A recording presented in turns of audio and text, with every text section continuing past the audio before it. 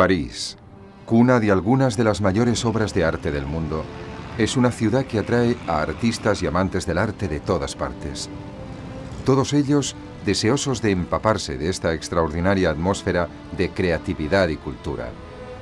Así ha sido durante mucho tiempo. A fines del siglo XIX, unos cuantos artistas iniciaron un atrevido movimiento que alteraría nuestra apreciación de la pintura. Sin lugar a dudas, podemos considerar el final del siglo XIX como uno de los períodos más significativos de toda la historia del arte.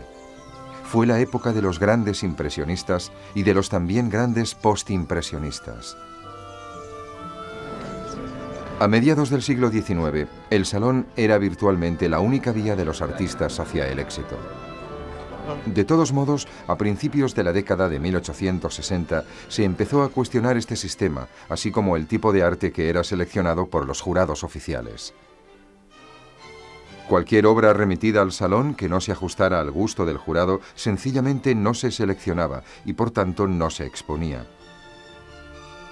En 1863, más del 60% del arte allí enviado fue rechazado. Consciente de esto, el emperador Napoleón III decidió que todos los trabajos rechazados deberían exponerse por separado en un salón especial, le Salon des Refusés, el Salón de los Rechazados. Fue una idea popular, como ya imaginó el emperador, pero una de las pinturas expuestas en este salón adicional causó una gran conmoción. Era el trabajo de un artista que influiría profundamente en los pintores que pronto cambiarían el arte para siempre. Su nombre era Édouard Manet y su controvertida obra fue Desayuno en la hierba. Lo que más enfureció al público fue el hecho de que el desnudo pintado por Manet no formaba parte de ningún mito clásico o de un mensaje alegórico como era habitual en la época. Aquí tenemos algo obvio para todos. Una mujer entre dos figuras vestidas al estilo de la época. El tosco uso de la pintura, la falta de acabado, es todo muy plano, asemejándose a las fotografías de entonces. Las ideas de Manet sobre el color, la luz y las pinceladas se harían muy populares entre unos cuantos artistas jóvenes que entonces luchaban por ser aceptados en el salón. Fueron esos artistas los que crearon el estilo que conocemos hoy como impresionismo. El término describe el trabajo de un grupo de pintores ubicados en París, quienes realizaron arte impresionista entre las décadas de 1860 y 1880. Fueron artistas como Pissarro, Degas, Renoir y tal vez el más grande de todos, Monet. Claude Monet ha sido considerado el arquetipo del pintor impresionista. Nació en 1840 y creció en Le Havre, en Normandía. Comenzó a recibir encargos cuando solo tenía 15 años. Monet decidió unirse al estudio de Charles Gleyre, pintor suizo de éxito en el salón, quien, recordando sus dificultades económicas cuando era un estudiante, ofrecía a los jóvenes artistas modelos y su propio estudio por un precio muy económico. Monet pronto comenzó a interesarse por el efecto de la luz sobre las cosas que pintaba. Para capturar estos efectos, insistía en salir del estudio y pintar fuera, algo que sería muy habitual entre los artistas impresionistas. Sabemos que Monet fue un gran admirador de Turner. La frescura que proporcionaba trabajar in situ ya tiene antecedentes en los siglos XVIII y XIX, aunque tal vez fuese el desarrollo de pinturas más baratas lo que permitió a los artistas trabajar en el exterior. El entusiasmo y la consideración que Monet sentía hacia el mundo exterior se pueden resumir en su comentario: cada día descubro más y más cosas hermosas, tantas que uno se puede volver loco. Tengo tantos deseos de hacerlo todo. Mi cabeza está rebosante de ideas. Durante algunos años, Monet intentó ser aceptado por el salón a pesar de su evidente desinterés por sus tradiciones, pero aparte de algunos éxitos, los críticos nunca aceptaron del todo su estilo. La influencia de Delacroix podía ser un punto a favor en su trabajo, pero las obras de Monet carecían del acabado que se consideraba aceptable en el salón por aquel entonces. La ligereza y el manejo de la pintura eran cuestiones obvias. Eran pinceladas que no trataban de ocultarse. Este movimiento se alejaba de la ilusión y presentaba las cosas como eran. Se trataba de un cuadro realizado con pintura, lo cual se puso de moda. En lugar de las superficies suaves que estaban tan al uso en aquel tiempo, Monet usó un pincel muy cargado, lo que creaba texturas muy rugosas con pinceladas claramente visibles. Además, y al igual que sucedió con muchos impresionistas, no tenía demasiado interés en la representación precisa de los detalles. Prefería capturar el efecto general de la luz y del color para que los espectadores pudieran apreciarlo. Creía que la naturaleza podía cambiar en cualquier momento con el simple paso de una nube o el cambio en la dirección del viento. Por lo tanto, no había suficiente tiempo para mezclar los colores si el artista quería atrapar el momento exacto. La consiguiente falta de acabado en los cuadros de Monet enfadó a los críticos, quienes veían en esto el resultado de una simple pereza. Pero a pesar de los muchos períodos de casi inanición, Monet mantuvo su técnica artística. En 1870 Monet tuvo que abandonar Francia para no verse involucrado en la guerra franco-prusiana, mudándose a Londres.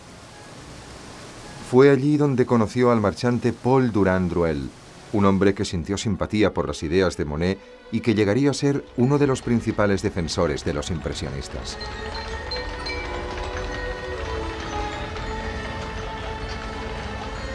Pero al finalizar la guerra, París volvió a ser el centro de actividades de Monet y sus contemporáneos, cuyo trabajo se vería expuesto al público por primera vez.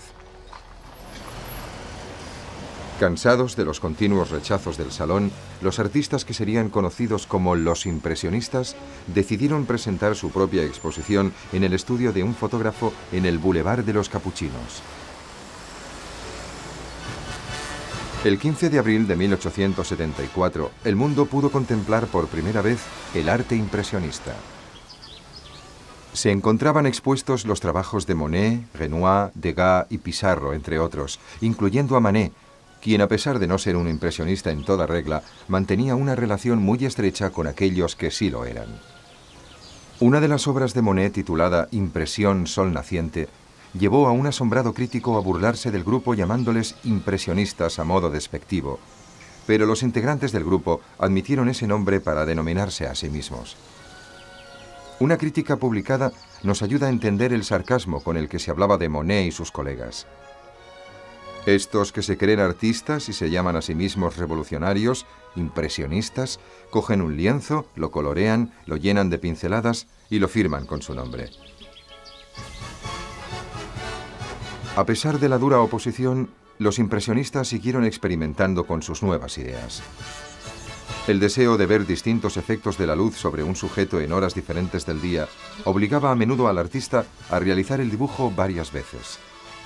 Monet realizó 40 dibujos de la Catedral de Rouen, todas desde el mismo ángulo pero a horas diferentes, mostrándonos así el paso del tiempo mediante el movimiento de la luz sobre una misma figura. Monet intentó crear algo más sólido, algo más duradero. Así que desarrolló esta idea de captar el paso del tiempo, estudiando una imagen, llevándola hasta los límites, experimentando con la teoría de la composición. En Los Álamos, por ejemplo, se ven líneas verticales disparándose hacia arriba en el lienzo, en formación de zig-zag japonés, llevando la vista más allá, empujando la pintura hacia el exterior. Incluso en la catedral encontramos toda la exploración del ideal impresionista. El emparejamiento de los amarillos con los morados subdivididos en grupos de naranjas con azules. Utilizó esta catedral para aplicar sus ideas. La fascinación que sentía Monet, sobre todo hacia los efectos de la luz, puede apreciarse en su dibujo de una estación de tren de París de 1877, la estación de San Lázaro.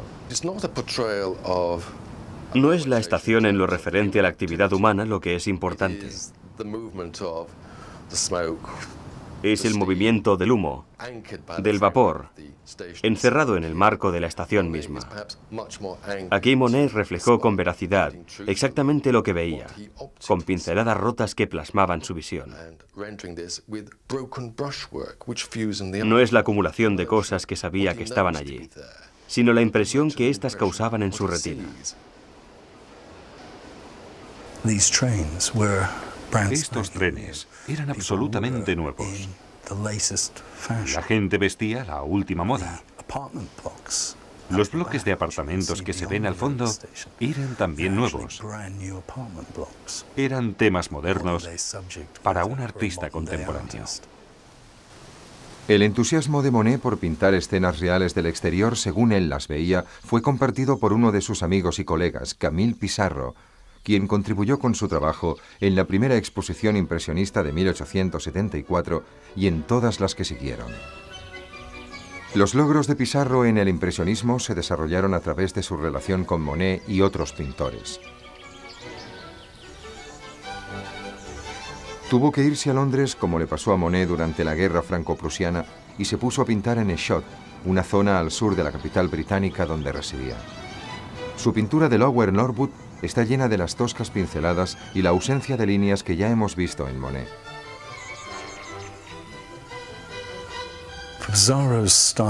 El estilo de Pissarro se aleja mucho de su espontaneidad inicial, dirigiéndose hacia una estructura de pinceladas fragmentadas. Recogiendo las ideas que estaban presentes en los impresionistas sobre la luz en la superficie, usó sombras de color para crear esa sensación de luz en sus trabajos. Su técnica era dividir su trabajo en pequeñas zonas. Sus tendencias anarquistas le hacían interesarse sobre todo en el mundo del trabajo, en la gente trabajadora. Experto en el manejo de la luz y gran entusiasta del arte del paisaje, quizás los trabajos más conocidos de Pissarro son sus escenas en las calles de París. Para captar la vibrante cualidad de la luz, Pissarro, como otros muchos impresionistas, daba pequeños y rápidos toques de pincel.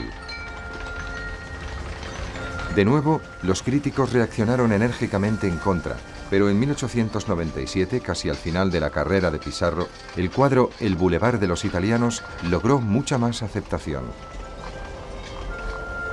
Por entonces, la práctica de retirarse hacia atrás para captar la impresión general del lienzo se había hecho habitual, y ello fue un avance significativo en la apreciación del arte impresionista.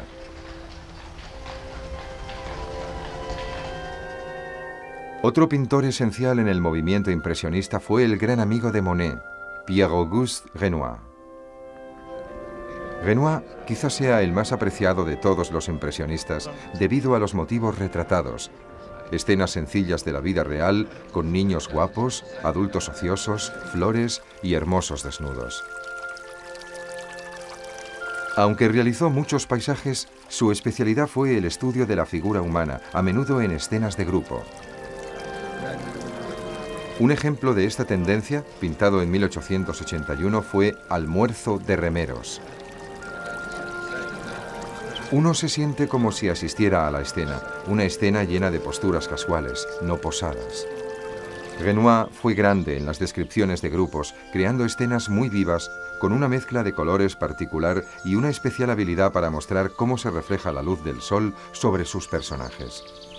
Un maravilloso ejemplo de su técnica puede contemplarse hoy en el Louvre. Se trata de su obra de 1876, Le Moulin de la Galette, un trabajo que expresa completamente el alma del ideal impresionista.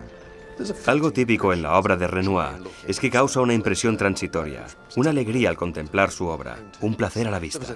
Hay en este cuadro una espontaneidad, una ligereza en las rápidas y cortas pinceladas que hacen de esta obra una pintura impresionista muy característica. Hay uniformidad en la superficie y un diseño que obliga a la vista a pasar de una zona de luz a otra. Estos lugares eran muy populares en aquel tiempo, parecidos a las actuales discotecas y bares a los que van los jóvenes. Muchos de los logros de Renoir también se observan en la obra del cuarto gran artista del período impresionista, aunque Edgar Degas consiguió por sí solo una obra única. Nació en 1834 y jamás se desharía de su aprendizaje clásico. A lo largo de toda su carrera le dio más importancia al dibujo y a la línea que Monet, Pissarro o Renoir. Algunos críticos sostienen que Degas no fue realmente un artista impresionista. Pero lo fue, y mucho. Fue miembro del Círculo Impresionista y mostró sus obras en 7 de las 8 exposiciones que realizaron. En su obra Las planchadoras, que se halla en el Louvre, podemos ver que compartía plenamente el deseo de Renoir por captar el instante. Más que cualquiera de sus contemporáneos, Degas fue un hábil pintor del movimiento, y los motivos de su arte se centraron especialmente en las carreras de caballos, los bañistas y principalmente las bailarinas.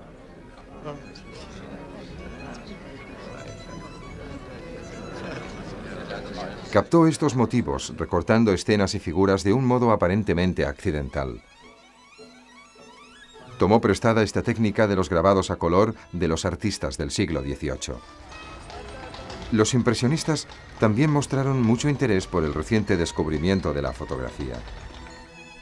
Degas la estudió con detalle y trató de plasmar en sus pinturas esa impresión de instantánea. Degas consiguió una cámara fotográfica en los años 80 y hacía sus propias fotografías. Se encontraron muchas en su estudio cuando murió. Sabemos que también tomó prestadas algunas fotografías del estudio del Ballet de París y utilizó la fotografía para cambiar dibujos de caballos, corrigiéndolos bajo este nuevo punto de vista fotográfico. Pero, como se comentó anteriormente, fueron las pinturas del Ballet de París las que señalaron la cima del trabajo de Degas. Tomaba apuntes en su estudio de una modelo y combinaba poses en grupo, describiendo escenas de ensayos y actuaciones. La obra Ensayando en el escenario, de 1874, es una clara muestra de ello. Estamos en el escenario o entre bambalinas con las bailarinas. No están posando ni obligadas a realizar su mejor actuación. Son captadas en situaciones inesperadas, no en su mejor momento.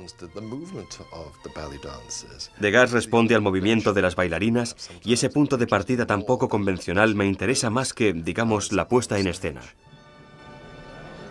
Cuando tuvo lugar la última exposición impresionista en 1886, en la que de nuevo figuraba el trabajo de Degas, había aumentado el nivel de aceptación del movimiento tanto por el público como por muchos críticos que en un principio habían sido muy recelosos.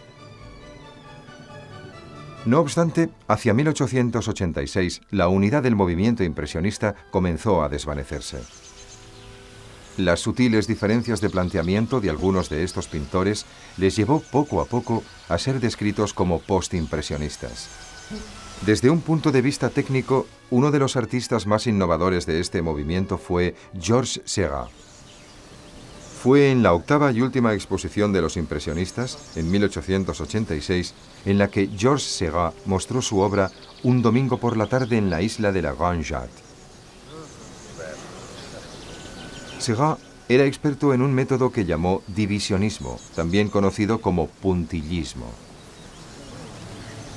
El puntillismo sitúa pequeños puntos de colores puros de una forma sistemática sobre el lienzo. Vistos desde lejos, estos puntos parecen convertirse en una gama nueva de color de una luminosidad creciente. Aunque es efectivo, es un proceso muy laborioso comparado con lo que ya hemos visto.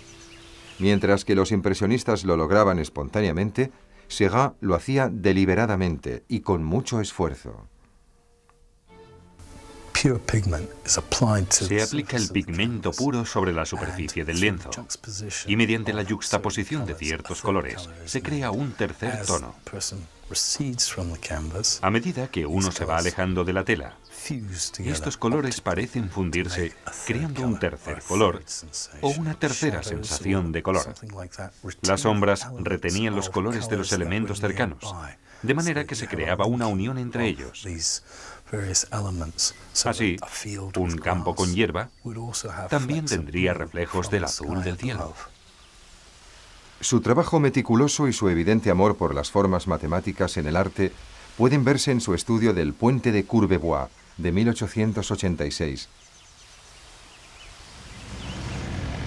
pero es tal vez el lienzo que se encuentra expuesto en la National Gallery de Londres el que mejor plasma la técnica única de Seurat. Se trata de un baño en Asnières, conocido también como Los Bañistas. Los Bañistas, ahora expuesto en la National Gallery, es un trabajo de transición. Uno puede ver que fue el primer paso hacia las posteriores teorías sobre la mezcla de colores, lo que aquí comenzó a aplicar Seurat.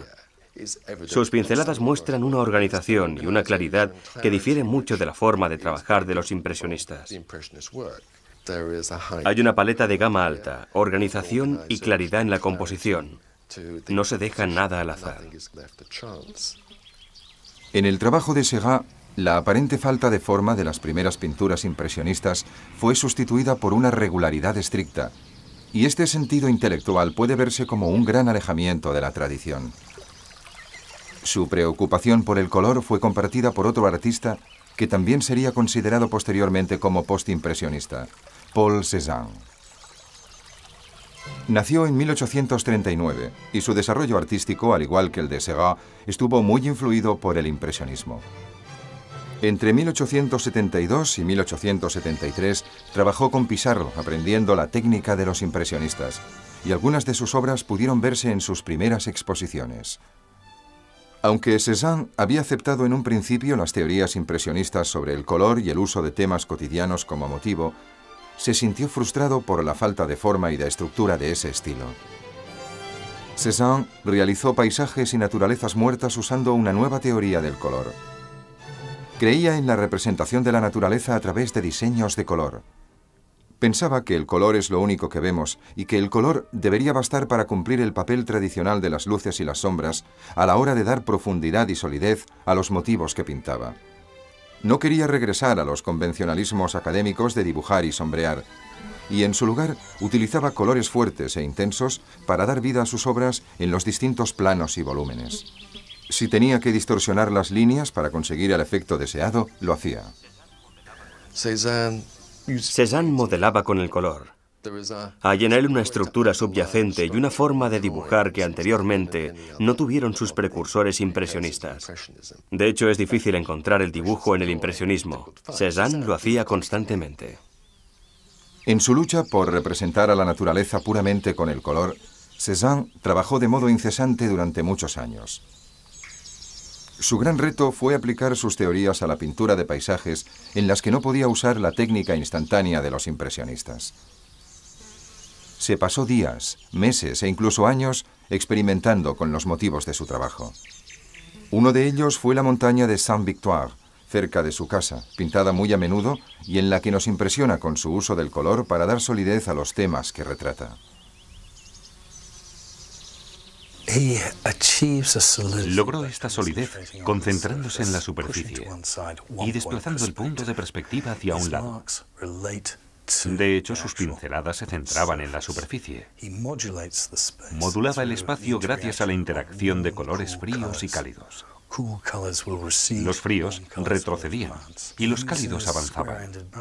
Utilizaba pinceles de punta cuadrada que ayudaban a cortar y a mezclar los tonos. También buscaba la geometría, no solo de los motivos retratados, sino en su relación con los límites exteriores. Creaba una sobrecogedora variedad de puntos de vista que mantenía fijos, haciéndolos conservar la calidad de la superficie. Encontraba un motivo, algo que se podía ver cada día, pero presentando infinitas posibilidades que no llegaron a agotarle. No era solo el efecto cambiante de la luz, sino la distancia desde la que lo observaba y la innumerable cantidad de formas en las que se podía incluir dentro de un rectángulo. Quizás esto hizo que Cézanne fuera una figura tan significativa para el siglo XX, ya que en cierto sentido es cierto que hay infinitas posibilidades de disponer el color, las formas y las figuras dentro de un rectángulo. Otro artista interesado en el color fue Paul Gauguin. Nació en 1848 y comenzó su carrera artística como aficionado mientras trabajaba como agente de bolsa, pero bajo la influencia de Pissarro, su arte se convirtió en el objetivo principal de su vida. Gauguin exponía habitualmente en las muestras de los impresionistas y, como ellos, también se interesó en las ideas impresionistas. Gauguin trató de hallar un uso expresivo del color, influido por el arte de los pueblos primitivos y por los grabados japoneses tan admirados por Degas. Quizás podemos ver sus logros en su gran obra La visión tras el sermón, lienzo también conocido como Jacob luchando con el ángel. Siendo un hombre solitario y atormentado, Gauguin dejó Francia en 1891 y partió hacia el Pacífico intentando escapar de lo que consideraba una civilización claustrofóbica. Pasó prácticamente el resto de su vida en islas de los mares del sur, como Tahití, empapándose de la cultura polinesia e incorporándola en su arte.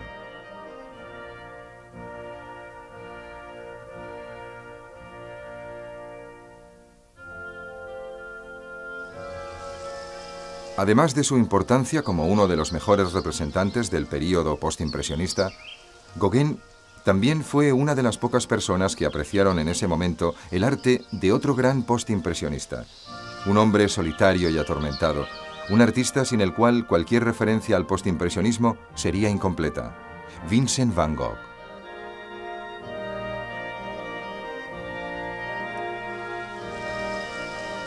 Vincent van Gogh está hoy considerado como el mejor pintor holandés desde Rembrandt. Pero durante su trágica existencia, que terminó con su suicidio a los 37 años, su genio apenas fue conocido por un puñado de personas, incluyendo a Gauguin.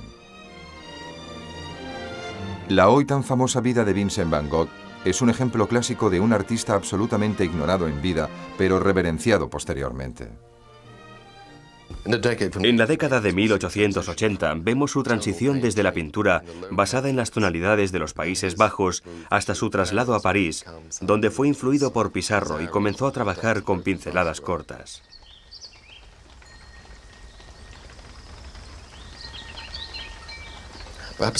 Quizás el cambio más significativo tuvo lugar cuando se mudó al sur de Francia, a Havre, en la Provenza, donde incluyó la luz, el brillo y las mezclas saturadas de colores de un modo que jamás se había visto en el arte occidental. Los mejores trabajos de Van Gogh fueron realizados 2 años antes de su muerte, en 1890. Como Cézanne, creía en el uso de los colores fuertes y los aplicaba con gruesas pinceladas o salpicando puntos, o incluso los aplicaba directamente desde los tubos de pintura. En sus famosas cartas a su hermano Theo, Van Gogh se refería a su poder para crear y hablaba del uso del color para expresarse. Experimentó con nuevos colores y distorsionó formas para poder reflejar sus emociones sobre el lienzo. Ya no quería pintar escenas del mundo que veía, sino pintar el mundo según lo sentía.